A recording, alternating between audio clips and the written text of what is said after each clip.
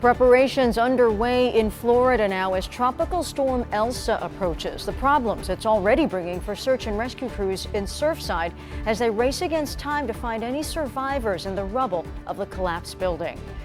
Some community members protesting the renaming of Serra High School, the concerns they plan to take to the school board. More San Diego libraries reopening this morning as the county continues to rebound from the pandemic. Some of the changes in store for guests as they're welcomed back after long closures. ABC 10 News at 11 starts now. ABC 10 News at 11 starts now. Tropical Storm Elsa is now hitting the Florida Keys with heavy wind and rain. Thank you so much for joining us. I'm Virginia Cha. We're going to show you what it looks like in Key West, where the rain and wind have been battering that area. Florida is bracing for the possibility the tropical storm will strengthen after already slamming Cuba with 65-mile-per-hour winds when it made landfall there. Florida Governor Ron DeSantis told Floridians this morning to be ready. If you're in those coastal areas, begin your preparations now. Be prepared to be without power for a few days and having enough food and water for each person and their family, including for your pets. It's important that Floridians have weather alerts turned on, especially as we see the most impacts will occur overnight with this storm. The governor's warning coming as the desperate search for survivors continues at the site of the condo building collapse in Surfside, Florida.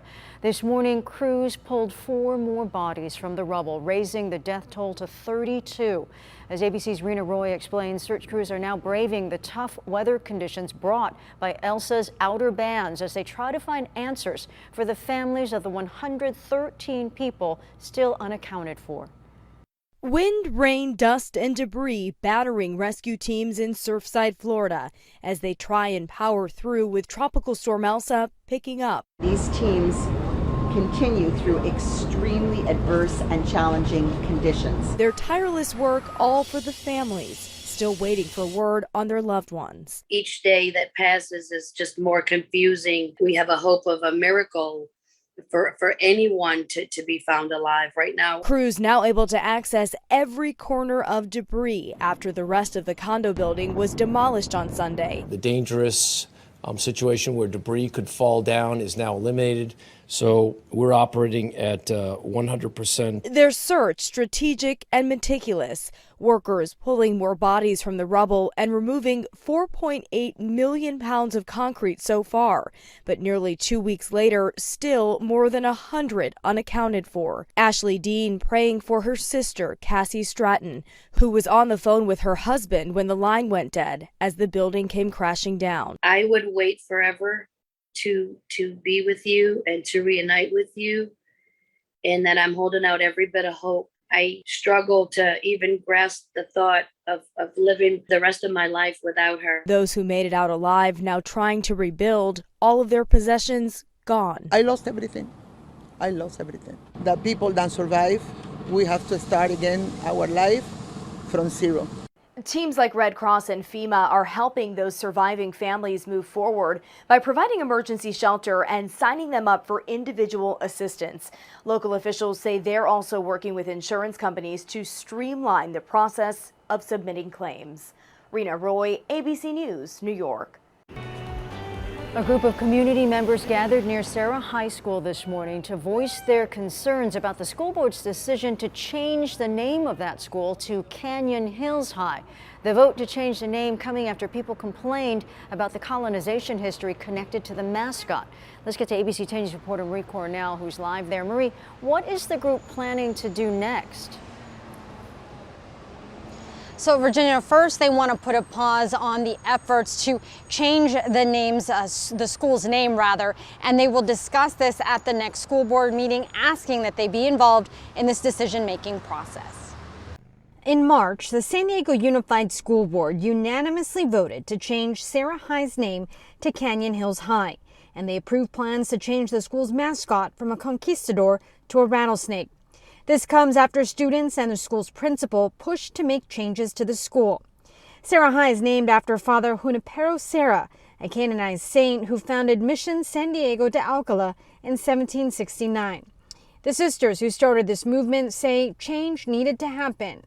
Represents Spanish colonialism and the brutal impact that it had on Native Americans. There are better options of leaders to honor with the name of our school that better represent our history and who we are as a school.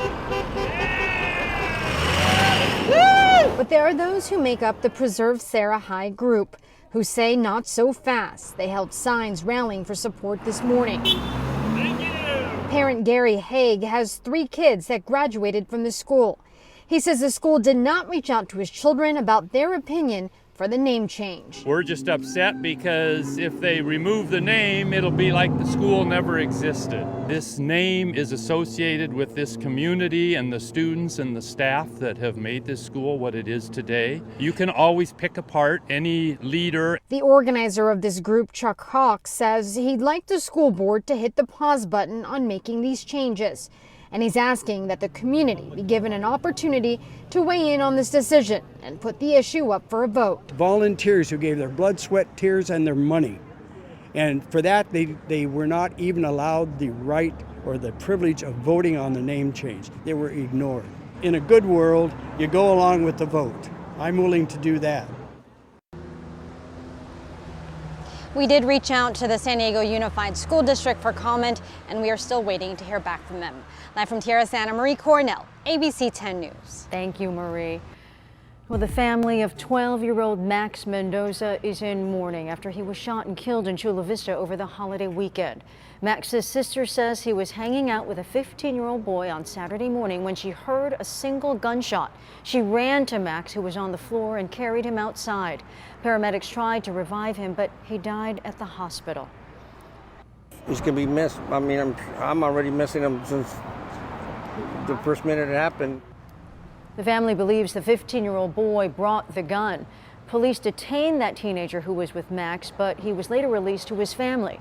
Police are looking into where the gun came from in the first place. We have some new information on an urgent search for a missing 2-year-old boy last seen in Lake Elsinore. Now, police issued an Amber Alert last night for Celestine Stute III.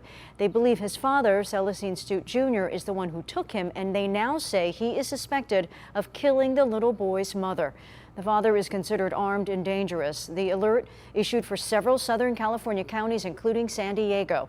The father is believed to be driving a silver 2020 Kia Optima with a temporary California license plate U335133. If you spot it or them, please call 911. Signs that San Diego continues to rebound from the pandemic as more San Diego public libraries reopen this morning for additional in-person services. Let's get to ABC 10 News anchor Mary McKenzie, who's live in Linda Vista. Hi, Mary.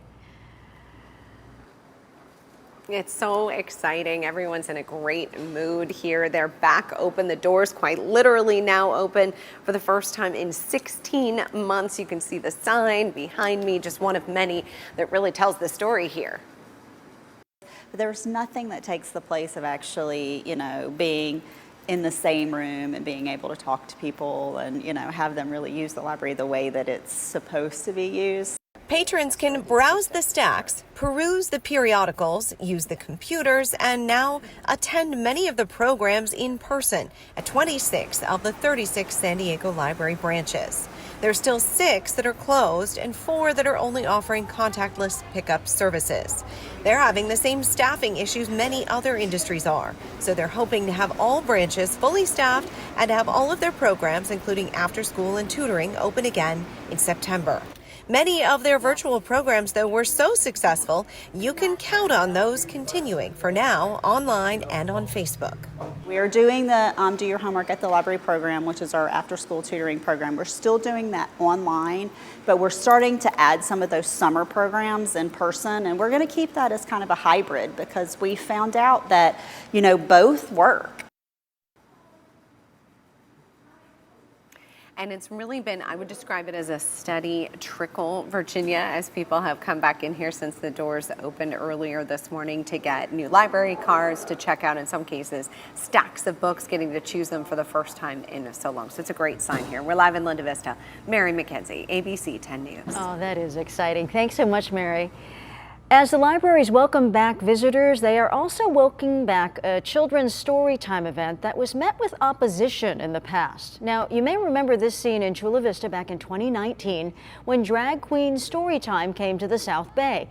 Police set up barriers to keep protesters and supporters from clashing. That event went on despite this tension.